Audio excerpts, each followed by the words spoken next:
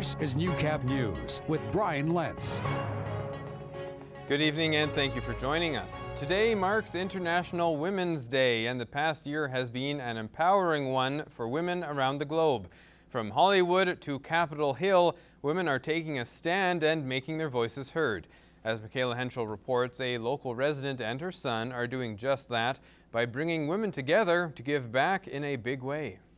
So I want all the girls watching here and now to know that a new day is on the horizon.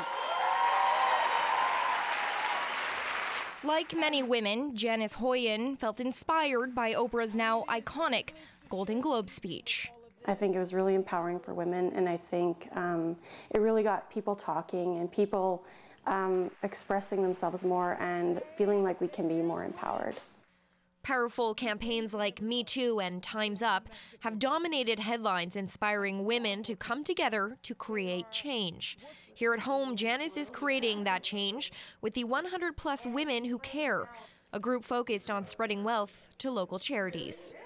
That's definitely something we were super passionate about, was bringing women together and bringing women that want to help other women out. And if somebody has something that they can offer somebody else or needs help with something or has information to share with somebody, we want to bring women together and to be a unified group.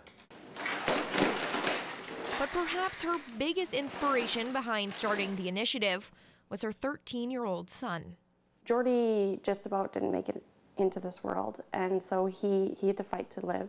And then he had some struggles as he was growing, and he had some delays and some mental health issues, and so that was really, really tough for him, but he still kept fighting. Yet despite his challenges, Jordy found his passion, giving back.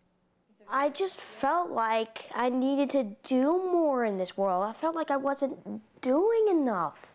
I just felt that way. I'm a really empathetic guy.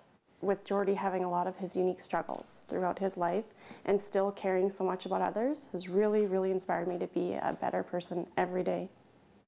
Together, the mother and son duo are creating big things, with Janice paving the way for Jordy to one day start his 100 Youth Initiative. I feel like everybody needs a strong supporter or to help them get to their lifelong goals.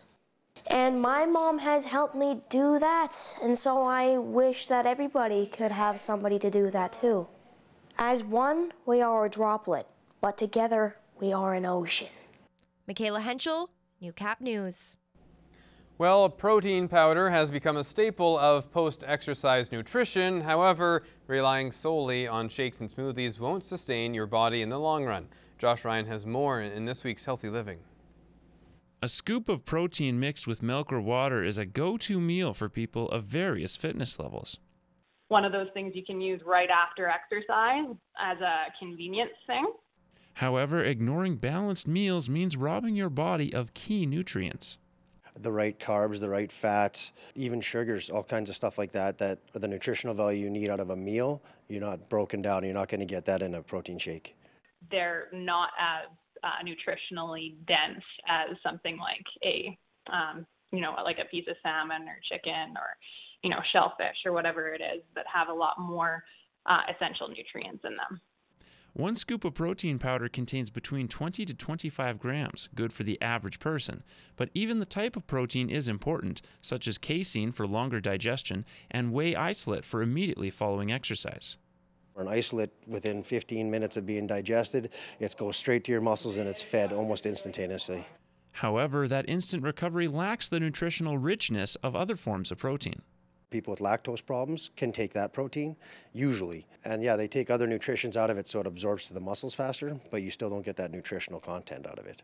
While checking the ingredients list, make sure to find labels for testing approval, and when you find the amount of protein added to a shake is low, think about other options instead of an extra scoop. Then you add in some peanut butter and some hemp hearts or something to get in those healthy fats and extra protein. Josh Ryan, Newcap News. This is Newcap Sports. Well, day one of the CKSA National Women's Volleyball Tournament began today, and in a scene reminiscent of last year's event, the hometown Rustlers squared off against the MSVU Mystics from Halifax. Last year, the Rustlers overwhelmed the Mystics, but this year was different. Lance Phillips has more. It wasn't easy, but the Lakeland Rustlers got it done in Game 1 of the national tournament, beating MSVU 3-1. The first set was a mess for Lakeland, and that's an understatement. We should have won that first set 25-14, 15. Like, it shouldn't have even been close. But we gave them so many points. Our unforced errors in the first set were over 15. Like, I think they had 3 kills in the set, and we lose like that. It just shows how poor we played. I think we weren't really settled in come the beginning of the game, so we couldn't really pass, we couldn't serve, we couldn't do a whole lot. But knowing our team, we just turned it around, and Austin lit a fire under us, and then there our team was by the end. So late in the third set, as he's done all season, Dyer made an adjustment that paid dividends for his team when he pulled starting libero Olivia Thompson for backup Haley McKenna. It was a move that had instant returns. I felt really good going in. I think I've been waiting all year to kind of get a shot to go out there and just play with my teammates on the floor, and I think that it was super exciting, and I just felt pretty calm. I just wanted to be a calm energy on the floor. I didn't want to make anyone nervous because it was kind of like a nerve-wracking game, I guess.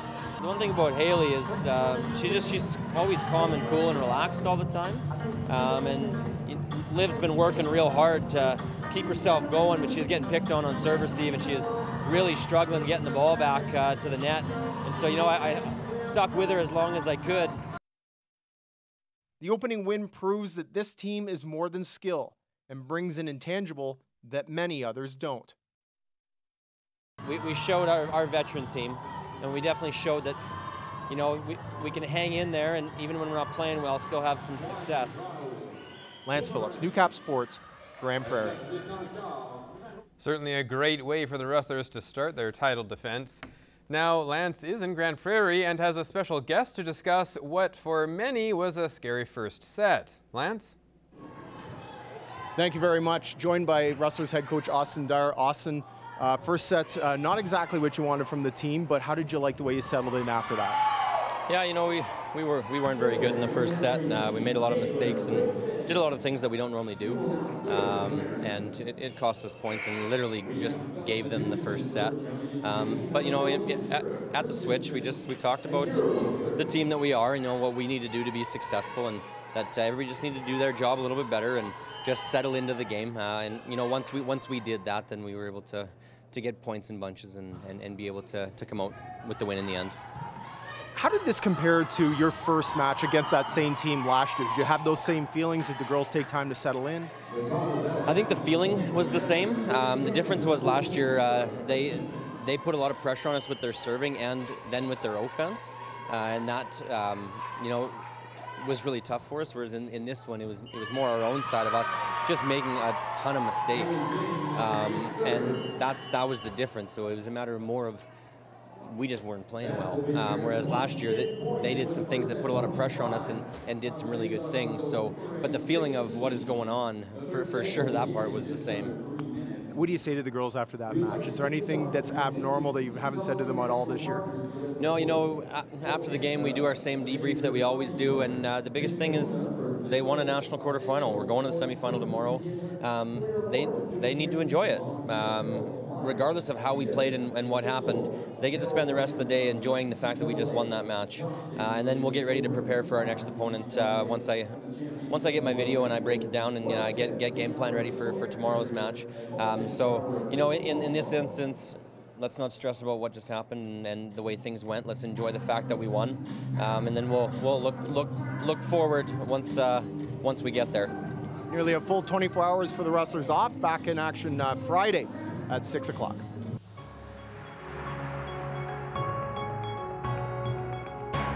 This is Newcap weather with Josh Ryan.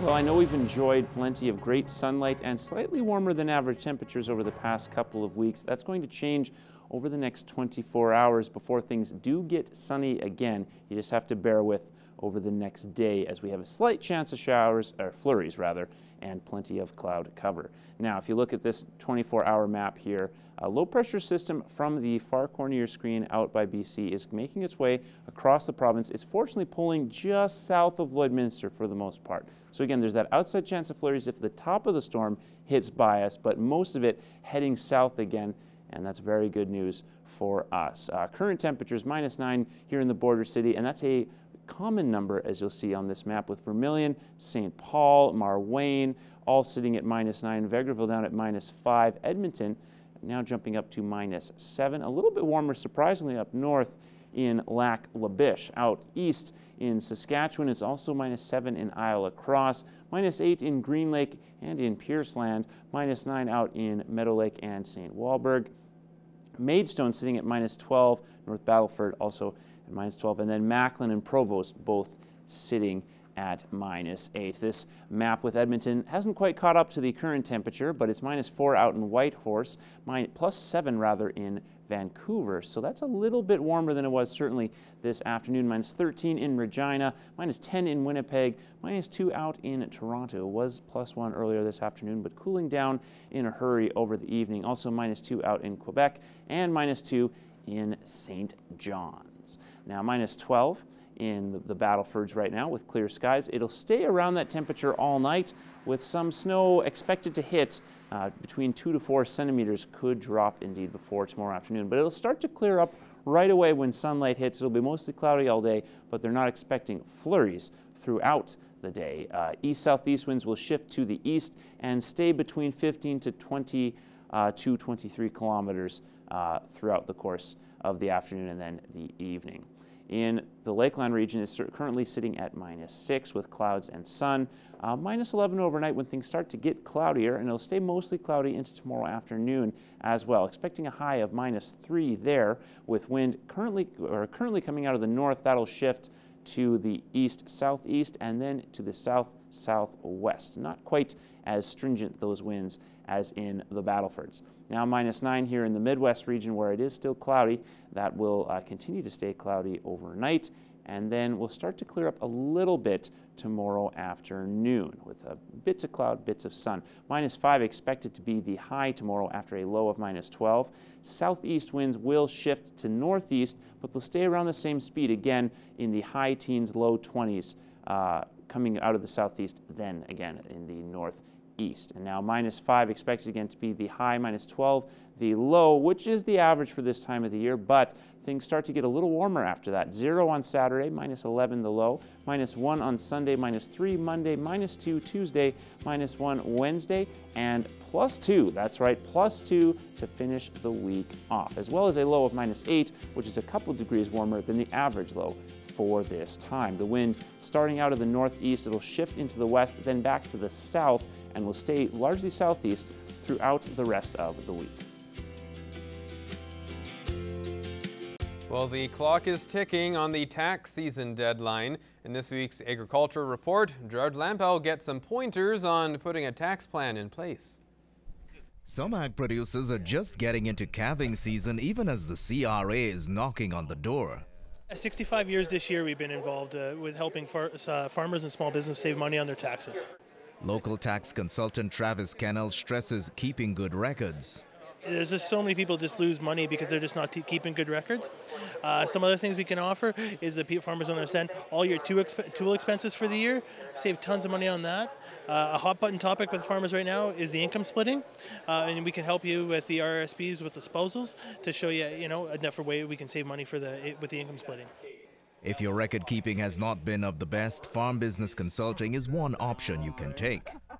Well, with that's why you have FBC members that we can help, and we go to their house and we'll set up and we'll sit down and we'll figure things out for them and really help them get their records in place and get it done properly to save money at tax time.